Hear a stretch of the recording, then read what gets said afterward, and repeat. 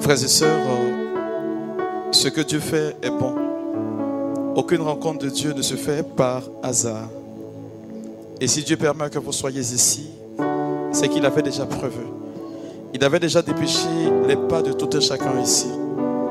Et là où Dieu interpelle ses anges pour venir assister lui, ses enfants, c'est qu'à chaque enfant ici, Dieu confie une mission précise, une tâche précise.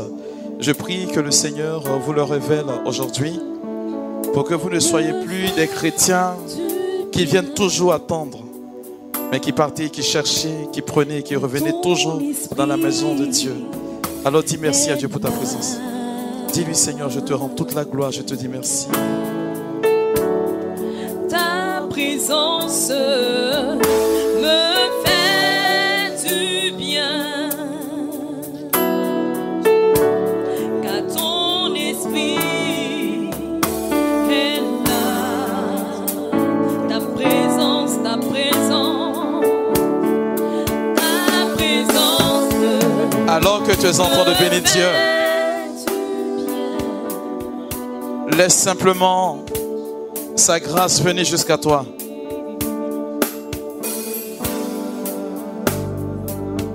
Dis-lui merci.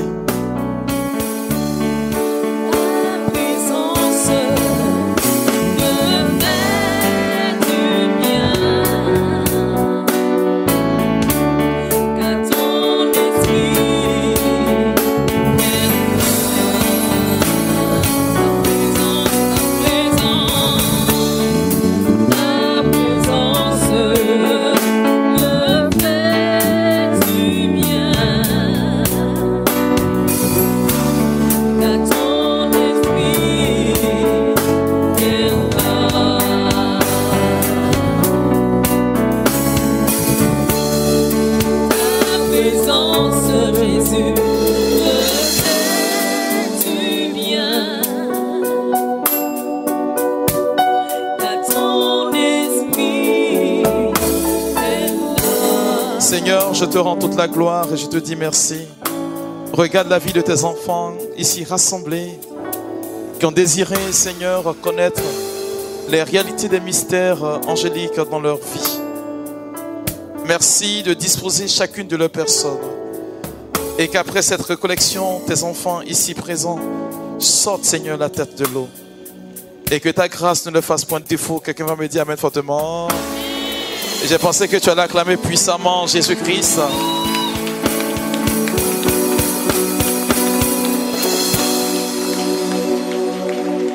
Alléluia. Alors tu vas t'asseoir dans la présence de Dieu.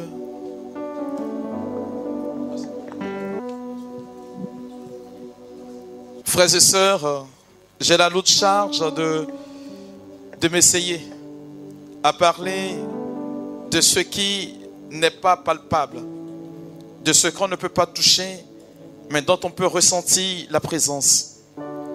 Et c'est l'une des dimensions de la foi chrétienne. La foi, ce n'est pas ce qu'on peut toucher. Comme on dit la lettre aux Hébreux, le chapitre 11, le verset 1er, c'est la ferme assurance des choses auxquelles on espère et la démonstration de celles qu'on ne voit pas. Frères et sœurs, le discours sur les anges entre dans le domaine de la foi. Ne peuvent ressentir la présence de ces êtres angéliques qu'à une seule condition, qu'il y ait des personnes qui croient en leur présence. C'est la raison pour laquelle, pour ceux qui se méconnaissent dans ce phénomène, vous allez voir que votre vie va être toujours ballottée. Je voudrais commencer par vous dire ceci: les anges existent bel et bien. Avant la personne de Jésus-Christ, je veux parler de son ministère terrestre. À son époque, on parlait déjà de la présence des anges. Et on le voit avec l'apôtre Paul. Lorsqu'il est convoqué par les Sadducéens, il dit c'est à cause de sa croyance aux anges et en la résurrection des morts que lui, Paul, aujourd'hui, il est devant les tribunaux. Et on sait par la suite ce que cela a donné. Frères et sœurs, je suis venu te parler et en même temps t'enseigner. Alors dis à quelqu'un, assieds-toi bien. Dis-lui, assieds-toi très bien. La mission des anges dans le combat spirituel. Waouh. C'est fort, hein? Très fort. Le Père ce matin a parlé des anges, non? Donc je peux parler de combat spirituel seulement. Frères et sœurs, les êtres angéliques, ceux que nous appelons les anges, ce sont des êtres immatériels. C'est gros français. Parce que quand je viens derrière l'eau ici, je suis intimidé. Ils n'ont ni chair, ni os. Ce qui veut dire qu'un ange est capable de traverser un objet sans que cet objet le retienne. La nomenclature des anges, le fait de les nommer vient de deux pères de l'Église. Celui qui est réputé en la matière est celui qu'on appelle Denis de l'Aréopage, qui nous communique les anges en donnant leurs différents noms, et il précise les 9 cœurs d'anges. Vous les connaissez? Il parle des chérubins qu'on trouve en Genèse chapitre 24 et chapitre 3 verset 24. Il parle des séraphins, des trônes, des dominations, des principautés, des vertus, des puissances, des archanges, les anges. Et selon Denis de l'Aréopage, les anges sont au bas de l'échelle. Après eux viennent les archanges. Mais il ne faudrait pas voir la nomination de Denis de l'Aréopage comme le principe de supériorité. Il faut comprendre la fonction que l'ange a en fonction de sa proximité, soit avec Dieu ou avec nous. Ce qui fait dire qu'aujourd'hui, nous avons des anges gardiens. Et ces anges gardiens ont pour mission de veiller sur nous. Ce qui fait la difficulté aujourd'hui, c'est qu'on ne peut pas connaître le nom de notre ange gardien. Cependant, les anges qu'on connaît, ce sont les archanges, en fonction du nom qu'ils ont. Et le nom d'un archange est donné par rapport à la mission qui lui a été confiée. Amen, amen. Comment on appelle Gabriel? Pardon? C'est pas un messager. La force de Dieu. Et Michael, qui est comme Dieu. Et puis Raphaël, Dieu guérit. En réalité, Rapha veut dire guéri. Le L qui est dessus, c'est Dieu. Donc Dieu guérit. Vous verrez que la fonction des anges détermine leur nom. Donc je parle ici d'archange. Et le plus populaire, on le connaît, c'est qui? Michael. Amen, amen. Et aujourd'hui, on nous parle de la mission de ces anges-là dans le combat spirituel. Je voudrais de prime abord que nous soyons sur la même longueur d'onde. Le combat spirituel que nous avons à mener est déterminé par ce que l'apôtre Jean dit. En 1 Jean, le chapitre 3, le verset 8. Jean dit ceci, que le Fils de l'homme est apparu afin de détruire les œuvres de qui? Du diable. Autrement dit, le rôle de la présence de Jésus-Christ n'était pas d'abord pour tuer Satan. Parce que le livre de l'Apocalypse va nous le dire plus tard, qu'il y aura un temps où le diable sera enchaîné pour 1000 ans. Mais pour l'heure, ce qu'il y a à faire, ce sont les œuvres exercées par Satan dans notre vie. C'est pourquoi Jésus-Christ est venu sur la terre. Dans le discours des anges et des démons qu'on appelle dans un gros français, l'eschatologie, qui parle de la démonologie et de l'angélologie. Moi aussi je comprends français. Je vous explique dans les thèmes simples. J'ai donné d'abord la définition avant de donner le nom. Denis de l'Aréopage va vous dire ceci, que les anges ont été les premiers à être créés. Vous avez certainement entendu la maxime qui vous dit, c'est le spirituel qui commande le physique. En réalité, tout ce qui se conçoit physiquement doit d'abord avoir une existence spirituelle. Et les anges ont été créés juste avant nous. C'est par la suite que Dieu s'est permis de créer notre monde à nous, que nous pouvons toucher, que nous pouvons palper.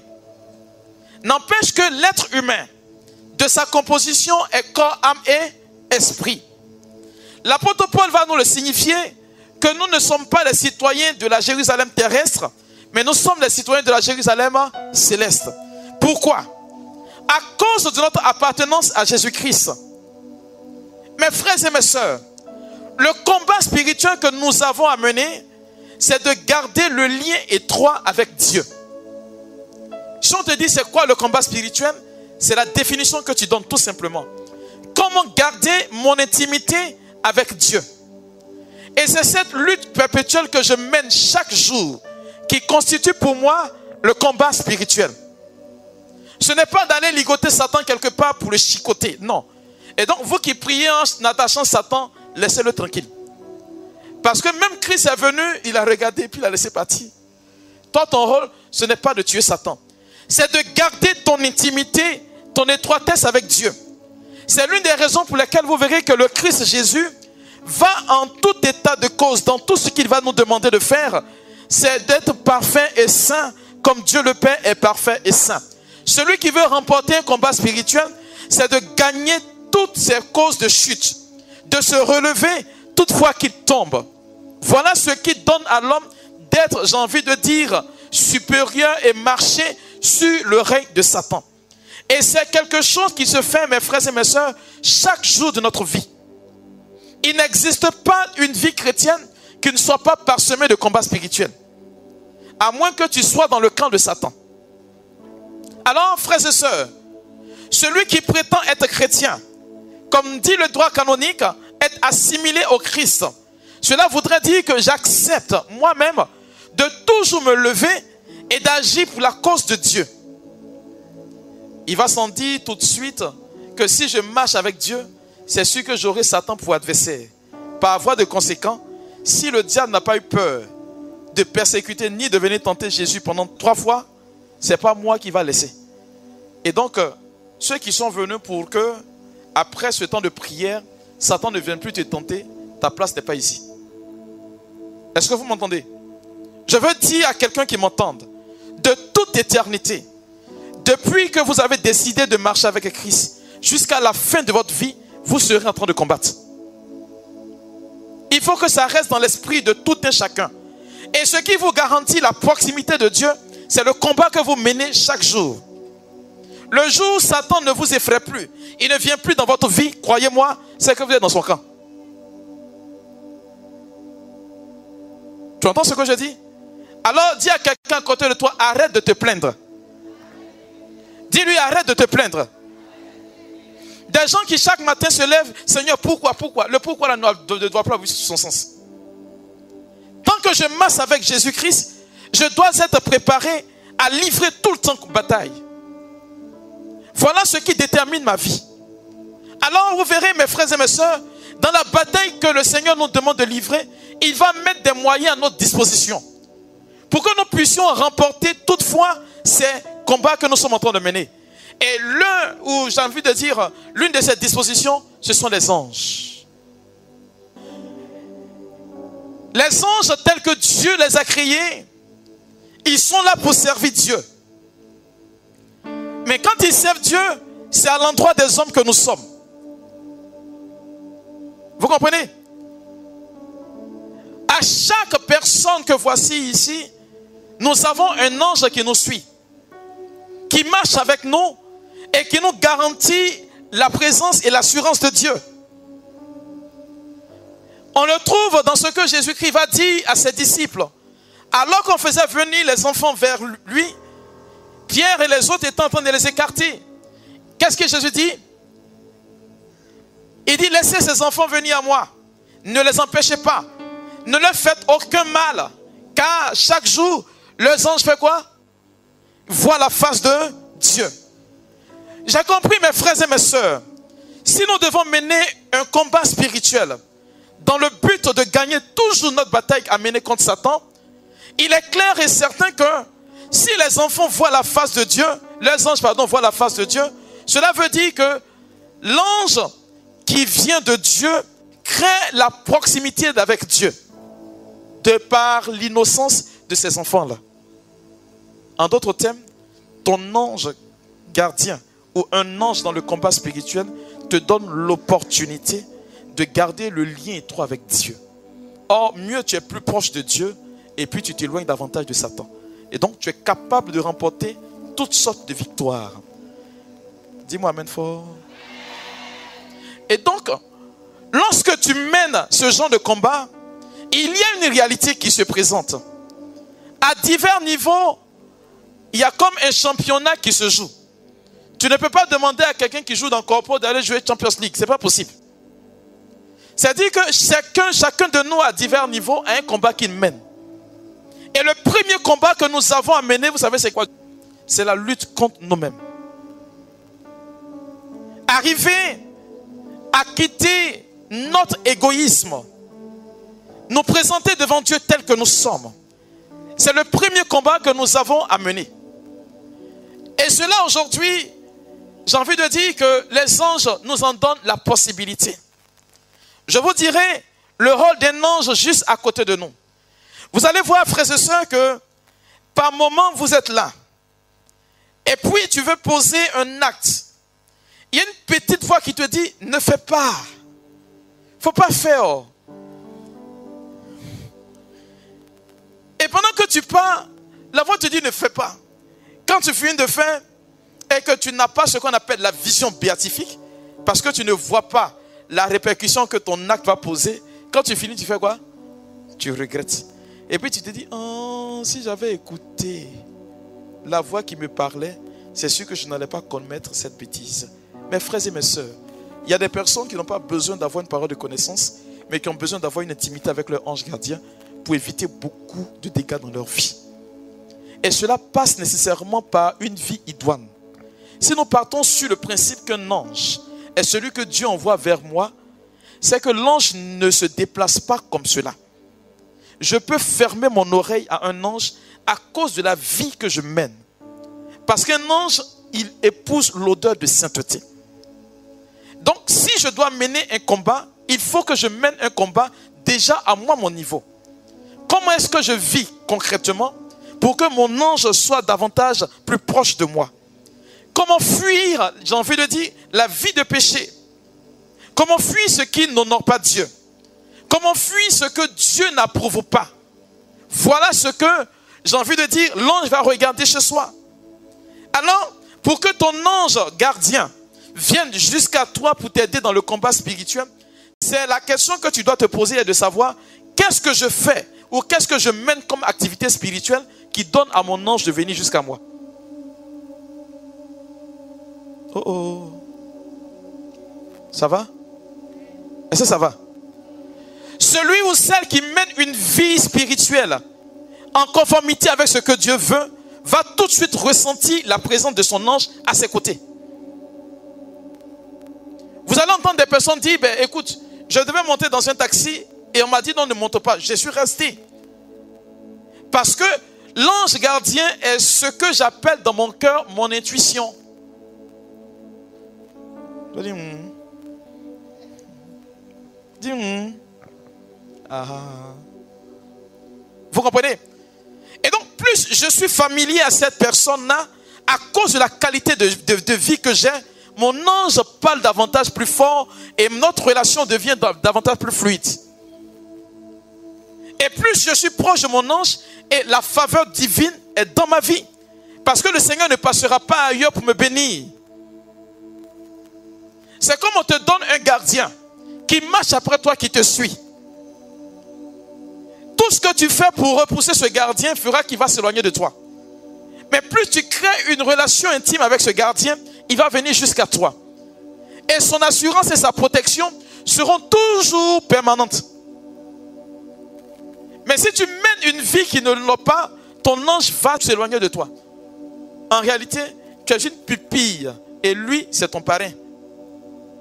C'est l'ange qui veille sur toi. Mais pour que l'ange puisse davantage te couvrir et te garder, il va falloir que ta vie soit idoine.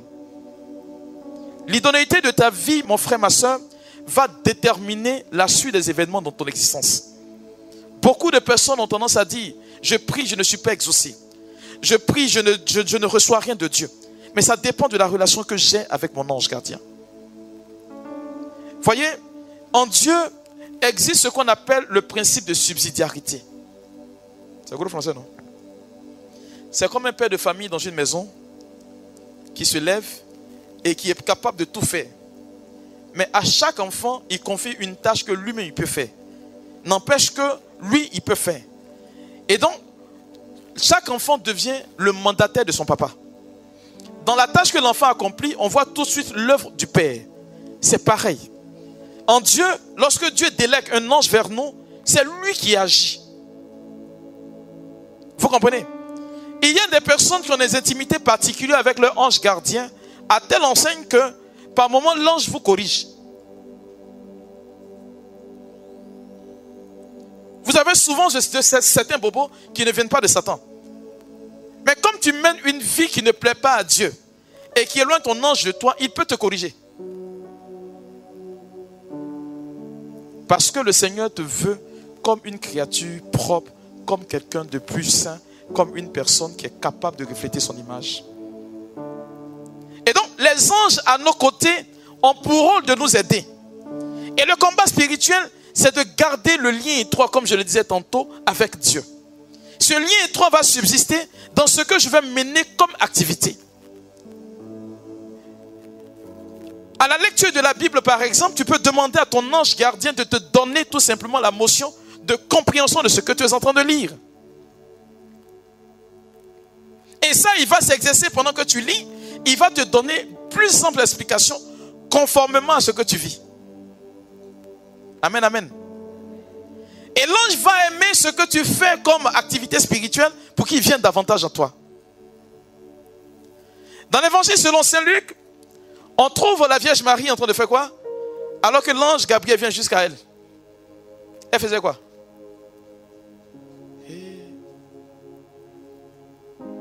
Elle faisait quoi? Elle dormait. Vous allez voir que l'ange va entrer en contact avec Marie parce qu'elle priait. Et le thème qui est utilisé, Luc dit ceci, l'ange entra chez la Vierge Marie. Tout à l'heure, j'ai défini que l'ange n'avait pas de chair. Or, on entre chez quelqu'un par une porte. L'ange peut entrer chez toi par la porte de la prière. Toute personne qui ne prie pas ne peut pas avoir d'intimité avec son ange gardien. Souvent, vous recevez ce qu'on appelle des motions. Tu entends quelque chose t'essouffler à l'esprit, fais ceci, fais cela. Mais plus tu es en prière, et le Seigneur permet que ton aura soit aiguisée. Et mieux ton aura est aiguisée, ton ange gardien va te souffleter ce que Dieu veut que tu fasses, pour ne pas que tu aies à te tromper. Mais moins tu es dans la période de prière, et puis tu vas bâtir, j'ai envie de dire, ta vie sur des choses éphémères. Cela ne peut pas corroborer avec Dieu. C'est pourquoi il y a des activités spirituelles que vous devriez mener pour que dans le combat spirituel, vous sentiez la présence de votre ange gardien. Amen, amen. Ton amen ne va pas loin. On va lire Daniel chapitre 10, à partir du verset 10. Écoutez bien. Alors, une main me toucha. Elle me fit me redresser tout tremblant sur mes genoux et sur la paume de mes mains. Pause. Daniel venait d'effectuer 21 jours de jeûne. Vous suivez? Qui l'a touché? Il dit une main. Une main. Me toucha. Et a fait quoi? Me fit redresser tout tremblant sur mes genoux et sur la paume de mes mains. Vous voyez? Il peut être affaibli. Mais l'acte que Daniel a posé, au travers des 21 jours de jeûne qu'il a fait, donne matière à son ange gardien de venir le soutenir.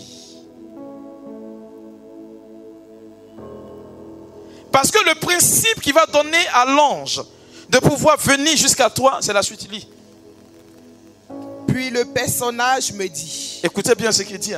Daniel, homme bien-aimé de Dieu, sois attentif aux paroles que je t'adresse. Mets-toi debout où tu es, car j'ai été maintenant envoyé vers toi. Pendant qu'il prononçait ces mots, je me relevai tout tremblant. Il poursuivit. Sois sans crainte, Daniel, car dès le premier jour où tu as appliqué ton cœur à comprendre et à t'humilier devant ton Dieu. Pause. Regardez ce que Dieu fait. L'attitude de Daniel, il dit dès le premier jour de ton jeûne. Dès le premier jour où tu as fait quoi?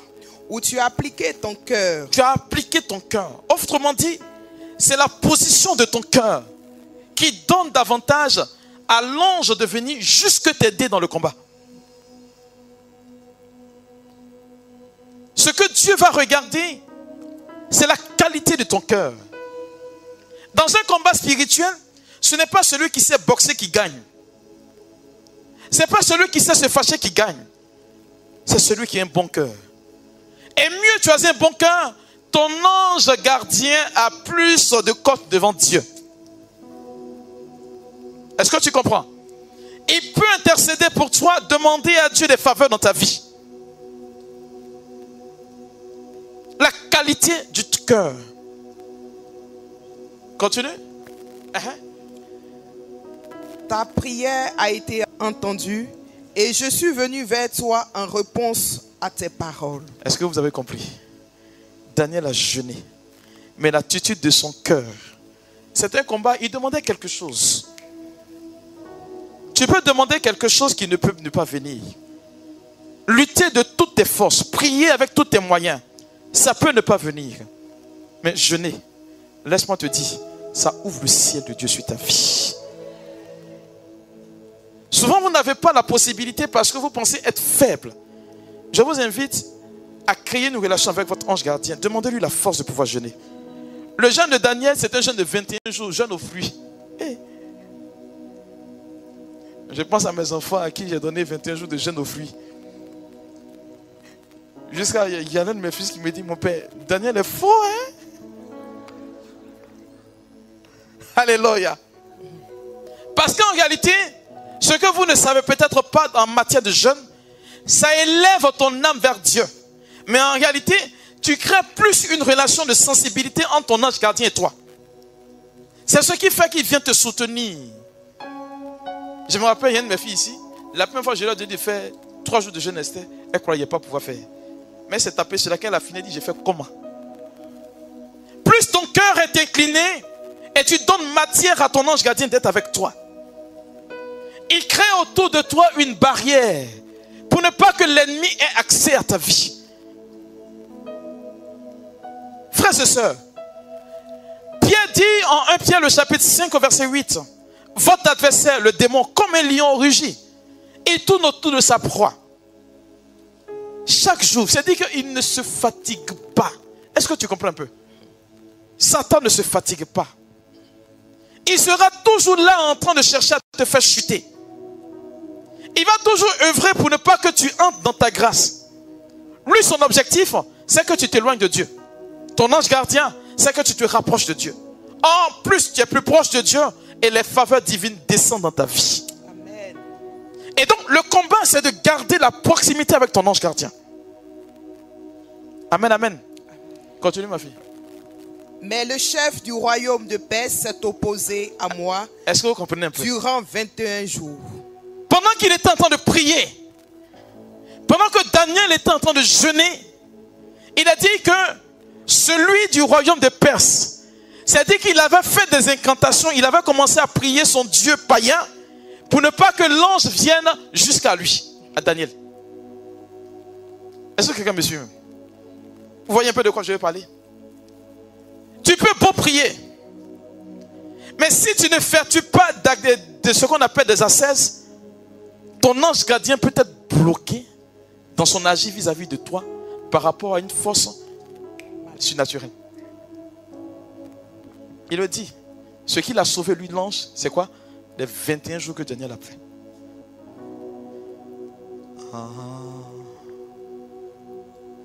Ça va? Tu peux mener des temps de prière. Mais si ces temps de prière n'aboutissent pas à une ascèse, ça peut empêcher l'action de ton ange gardien de venir jusqu'à toi. Plus l'ange gardien est à ton côté, qu'est-ce qui se passe? La faveur de Dieu repose sur ta vie. Il peut exister qu'il y ait des ennemis qui complotent contre toi. Des gens qui prennent ton nom pour aller déposer devant autel satanique. On peut projeter des envoûtements contre ta vie. Tu peux prier, frères et sœurs, demandant l'assistance de Dieu, la protection de ton ange gardien. Mais ce que tes ennemis sont en train de faire peuvent toucher à ta vie et empêcher ton ange de venir te secourir. Parce que tu n'as pas employé les moyens les plus sûrs pour sortir de là. Et l'un des moyens, c'est le jeûne. Dis avec moi, jeûne. Jeûne de Daniel, c'est bon, hein? 21 jours. Aux fruits.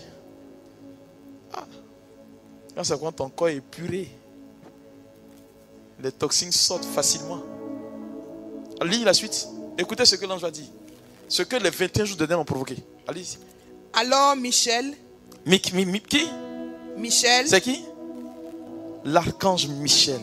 Je veux dire à quelqu'un, alors que le combat devient plus rude et que tu t'emploies à jeûner, laisse-moi te dire ceci. Ton temps de jeûne active le réseau de Michel.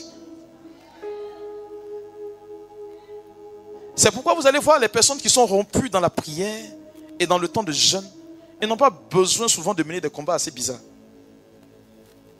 L'exercice spirituel que tu mènes ordonne à Michel de se déplacer. Michel a fait quoi? L'un des principaux chefs est venu à mon aide. Vous voyez? Michel vient secourir ton ange. Son rôle, c'est d'être à côté de toi. Mais l'action des hommes, la méchanceté des hommes, peuvent empêcher ton ange de venir vers toi. Or, si ton ange n'est pas vers toi, ce par quoi Dieu doit passer pour te bénir ne te touchera pas. Je sais pas si vous comprenez un peu. C'est comme un portable. N'est-ce pas? Le chargeur est là. Ton portable est déchargé. Tu as branché la tête sur la prise. Et le portable est là. Tu veux brancher la tête sur le téléphone, mais il y a quelque chose qui t'empêche. Peu importe le courant qui va quitter dans la prise pour venir dans le chargeur, tant que tu n'es pas connecté, tu bénéficies de rien. Celui qui craint le contact, la tête du chargeur, et puis toi qui es le portable, c'est ton ange gardien. Voilà, j'ai expliqué ça comme ça, comme vous aimez le téléphone là. L'activité que tu mènes en temps d'action spirituelle, voilà ce qui donne la faveur à ton ange gardien. D'avoir plus de force. Il a dit, il est venu toucher Daniel. Je veux dire à quelqu'un, ton ange va te toucher aujourd'hui. Je ne sais pas ce que tu as formulé comme prière. Mais le combat que tu mènes, le Seigneur va te dire ceci, ce n'est plus ton combat. Parce qu'il y a un ange supérieur qu'on appelle Michel qui combattra pour toi aujourd'hui. Lis la suite, ma fille. Je suis venu te faire comprendre ce qui arrivera à ton peuple dans l'avenir. Waouh! Est-ce que je veux parler à un prophète à qui Dieu veut révéler la grâce qui est faite sur sa vie et au travers de sa vie, la vie de toute une génération de personnes qui marchent avec elle? Frères et sœurs, ce que le Seigneur apporte comme grâce n'est pas seulement lié à ta personne. Certainement que tu es en train de prier pour une situation de laquelle tu veux sortir. C'est ce que tes yeux de chair sont en train de constater. Mais ce que je veux t'annoncer aujourd'hui, c'est qu'il y a des choses plus grandes qui viendront au-delà de ta vie. Et ces choses plus grandes seront connectées à ta vie parce que Dieu fera clairement voir à ceux qui sont autour de toi qu'il a marché avec toi. Je n'ai pas entendu amen de quelqu'un. C'est pourquoi le combat que tu mènes aujourd'hui, que ton cœur reste connecté à Dieu. C'est le plus essentiel. De tout ce que nous sommes en train de dire, que ton cœur désire les biens célestes. Que ton cœur désire ce que Dieu veut. Voilà ce qui plaît à Dieu. Lis-moi le Proverbe chapitre 16, verset 7. Si je ne me suis pas trompé. Frères et sœurs, la réalité des anges existe bel et bien. Mais cette réalité peut toucher à notre vie dans le combat que nous menons à condition que nous ayons une aptitude à plaire à Dieu. C'est le fait de plaire à Dieu qui donne à Dieu l'opportunité de faire de notre vie ce qu'il veut. Tu as trouvé? Verset 7. Proverbe 16, verset 7. Quand la conduite d'un homme est agréable à l'Éternel. Vous voyez, il dit ici, lorsqu'un homme plaît à Dieu dans sa façon de faire. Or, ce qui plaît à Dieu, Jésus l'a dit. C'est simple. Hein? En Jean 2,5, Marie va dire, faites tout ce qu'il vous dira. Laissez-moi vous dire ceci. La véritable prière n'est pas dans le fait de fléchir le genou, mais d'activer notre connexion avec Dieu au travers de ce que nous vivons au quotidien.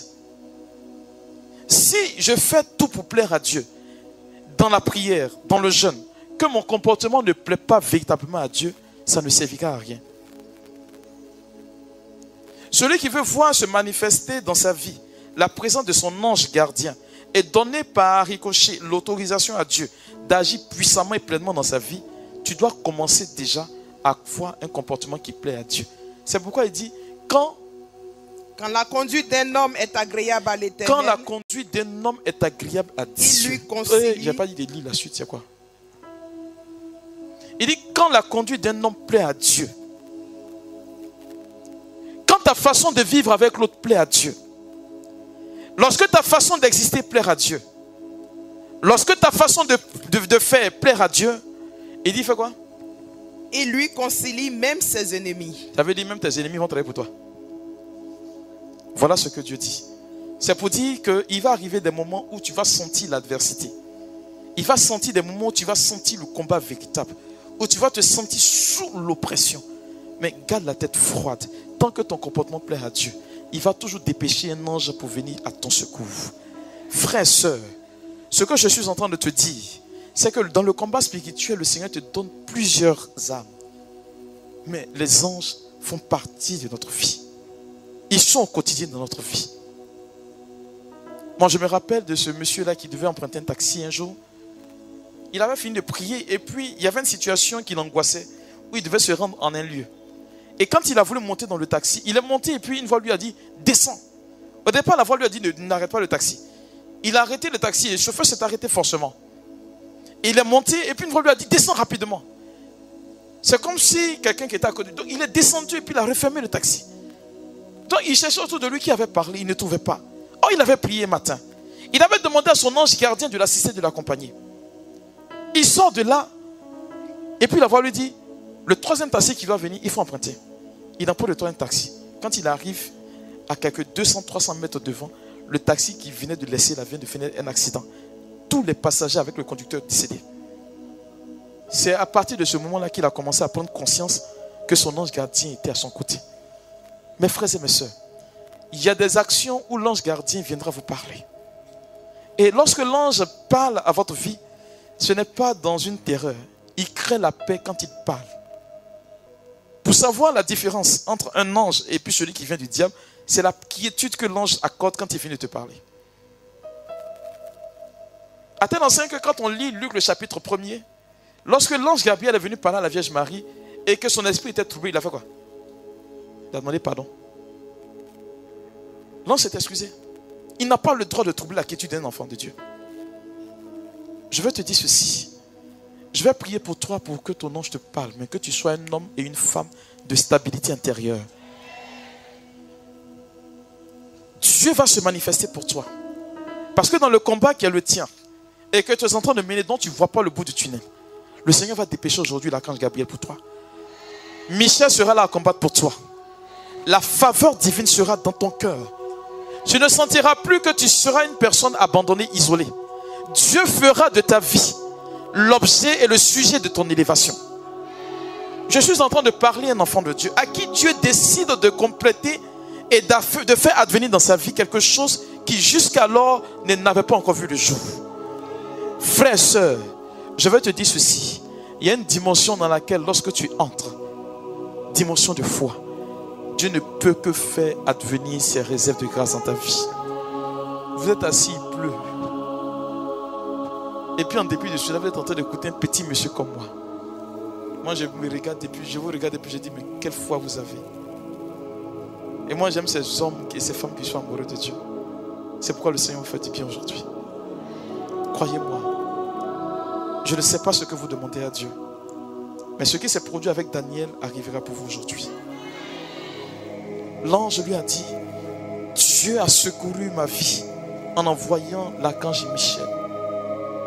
Frère, sœur, je veux parler à la vie de quelqu'un. Tu pries depuis et rien ne se produit dans ta vie parce que tu as l'impression qu'il existe un blocage, un mur entre toi et puis la grâce que Dieu veut révéler dans ta vie.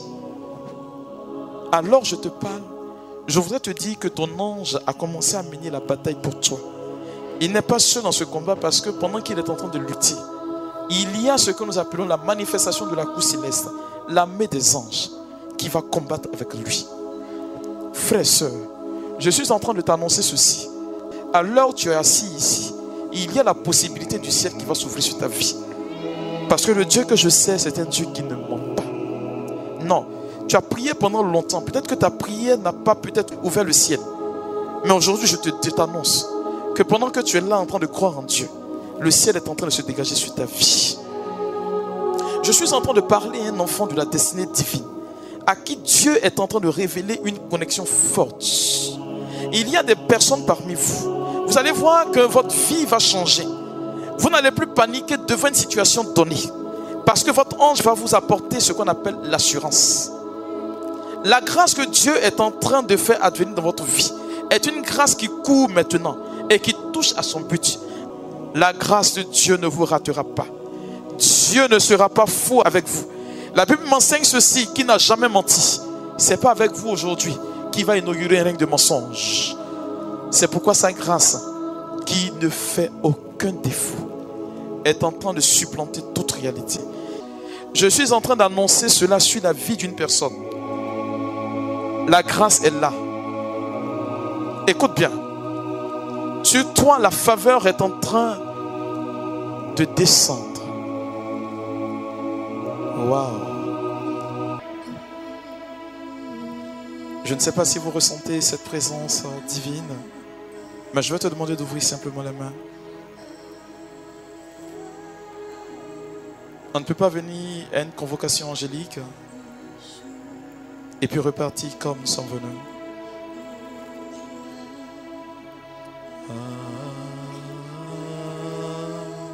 Le Seigneur dit, à la dimension de ta foi, je t'accorde ce pourquoi tu es venu à cette prière.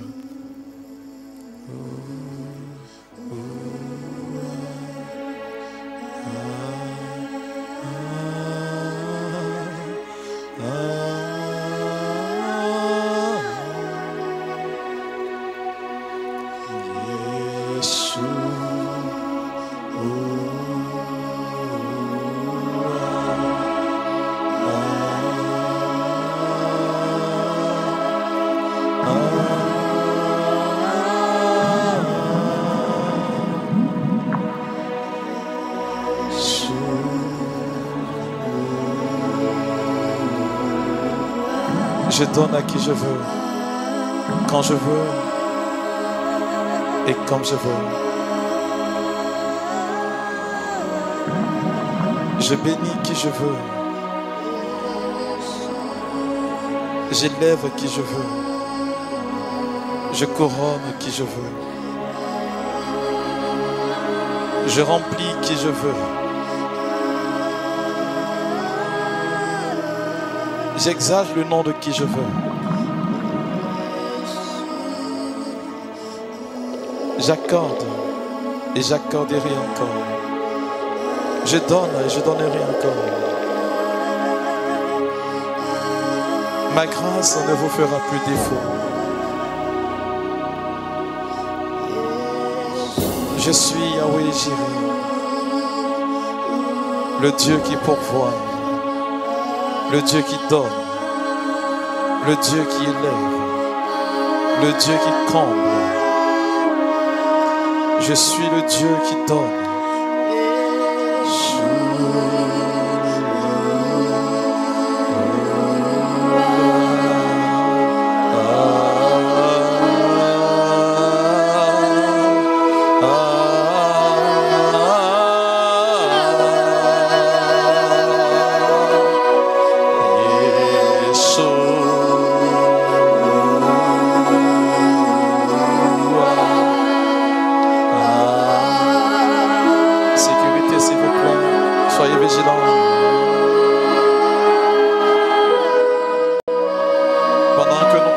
le ministère des anges.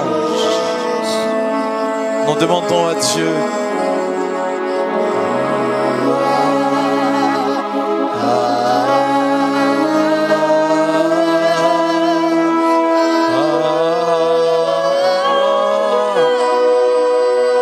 qu'as-tu à douter de moi, mon enfant?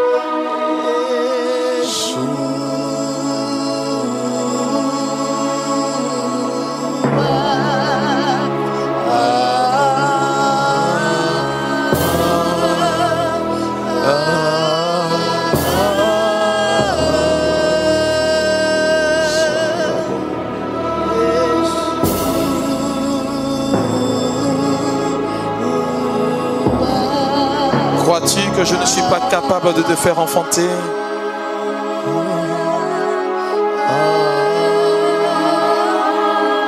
Regarde, tu enfanteras la grâce.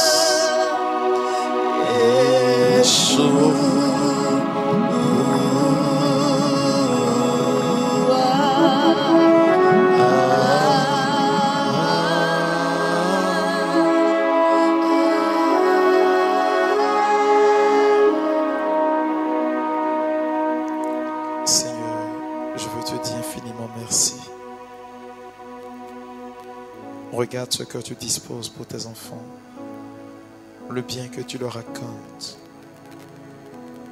Merci pour cette majesté.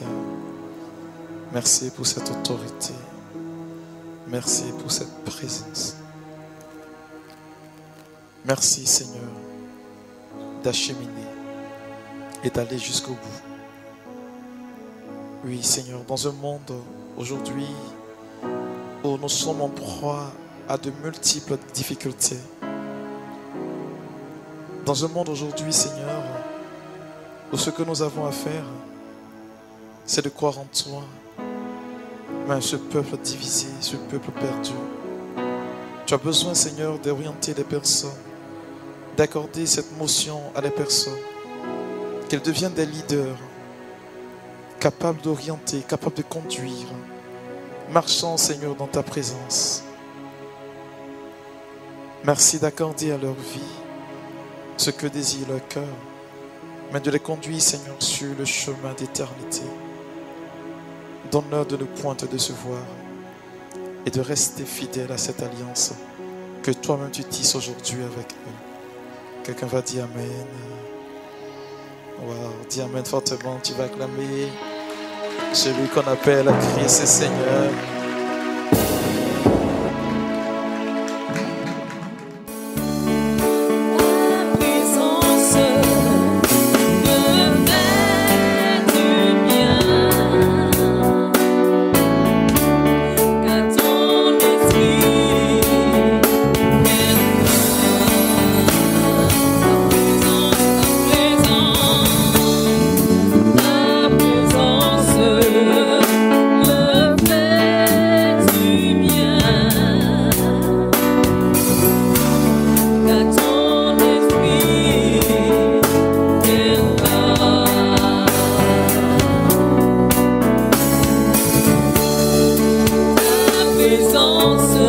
Jésus.